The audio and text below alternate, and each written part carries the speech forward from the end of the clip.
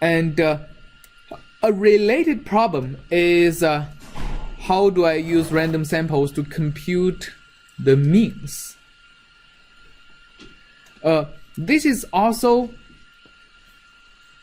very important. The mean of a random variable, right? For example, the mean of, in the last lecture we discussed maybe the random variable you want to compute the mean for is how much degradation does a particular mission has to my airplane. And that's actually, I don't know how important it is for quadcopters, but like for fighter jets, it's actually a very important thing to be able to know when you design something. How much fatigue damage does a particular mission profile gives you to the airplane, both in engines and, for example, the vertical tails, because all the buffeting in the high angle of attack maneuvers airplanes does to the tails. It really determines a critical metric that the design of the fighter jets has to satisfy. That is the readiness of these airplanes. Basically, it determines what is the percentage of the time that the airplane is combat ready versus is in service. And these kind of metrics are things you have to meet in order to qualify as a successful design. So how do you use all these random samples to compute the means? It's actually even easier, right? So for example, if my random variable is just x squared plus y squared, then I'm just want to compute the mean of x squared plus y squared.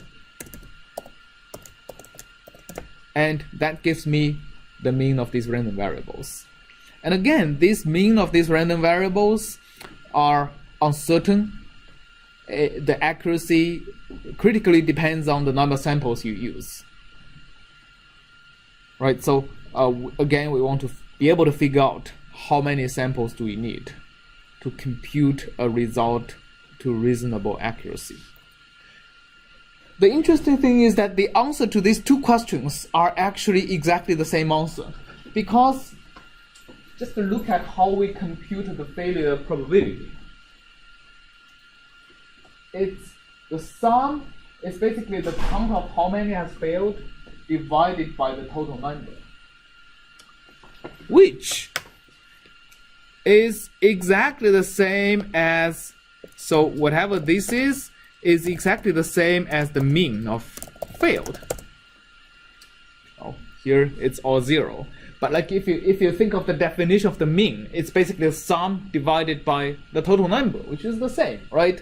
So effectively computing a probability of an event is the same as computing the mean of an indicator function of that event.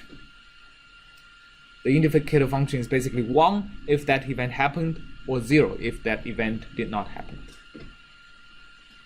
All right, so now let's go into trying to figure out how many samples should I use. The answer to that question lies in the realization that whatever number you compute out of the procedure of taking the mean of many samples itself is a random variable. Okay? Itself is a random variable. And what kind of random variable is it?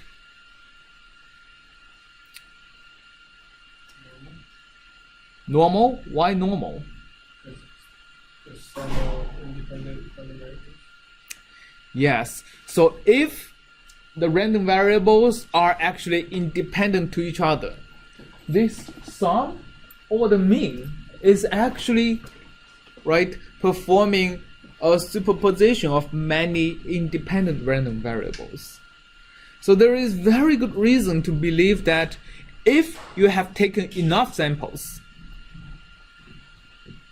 then the resulting computed number itself is a random variable, and we know it is very approximate to a Gaussian random variable. All right.